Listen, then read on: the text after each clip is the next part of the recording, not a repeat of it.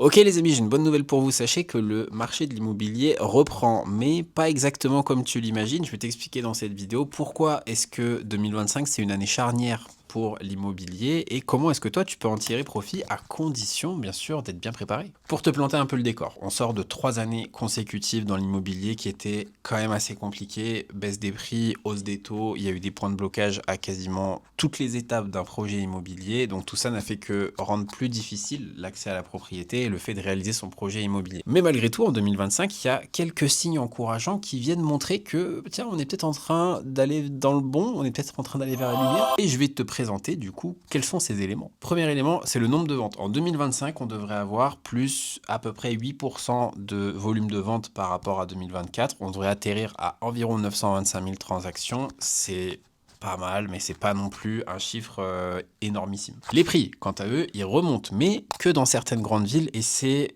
très localisé. Globalement, les prix stagnent quand même un peu. L'exemple de Clermont-Ferrand, il faut voir quartier par quartier pour voir comment ça évolue. Côté crédit, par contre, sachez que ça ne bouge pas. Les taux, ils sont toujours pareils, entre 3,25, 3,5. Mais par contre, ce qui change, c'est que les banques assouplissent un peu plus leurs conditions d'octroi de crédit. Donc ça veut dire plus facile de pouvoir emprunter aujourd'hui qu'il y a quelques années. Et les prévisions de 2026, c'est que tout ça devrait encore augmenter, notamment le volume de vente. On devrait atterrir à 960 000 ventes, donc encore une augmentation par rapport à 2025.